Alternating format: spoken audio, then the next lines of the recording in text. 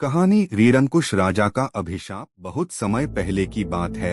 एक राज्य था मालवगढ़, जिसे उसकी समृद्धि और वैभव के लिए जाना जाता था। इस राज्य का राजा था रीरंकुश, जो अपनी कठोरता और अन्याय के लिए कुख्यात था।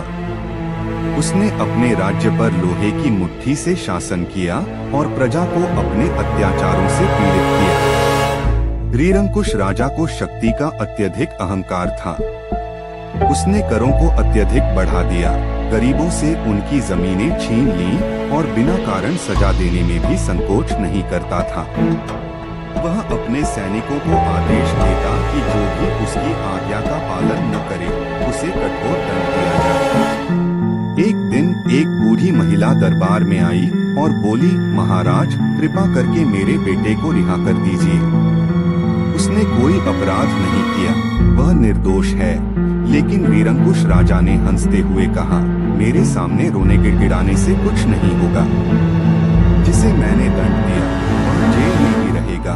बूढ़ी महिला रोते हुए बोली, महाराज, आप कितने निर्दयी हैं।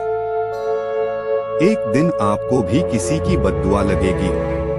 कुछ दिनों बाद राज्य में एक रहस्यमयी साधु आया। वह महल के द्वार पर खड़ा होकर राजा से मिलने की मांग करने लगा।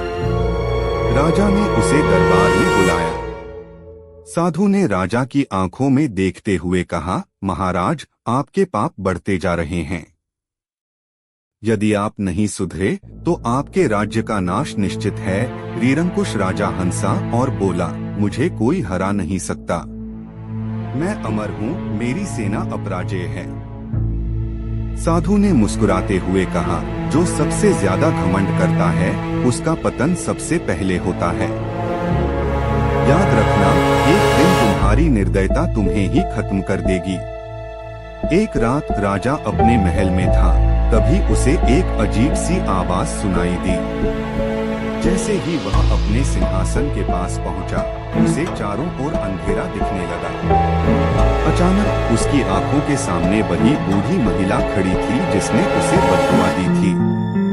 वह कांपते हुए बोला, तुम यहाँ कैसे?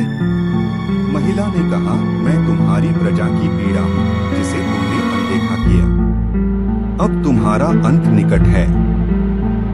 अचानक महल की दीवारें गिरने लगी और राजा की सेना बिखर गई। उसका सारा धन मिट्टी में मिल गया और वह खुद एक अंधेरे खाई में गिर गया। कहा जाता है कि आज भी जब कोई निर्दयी शासक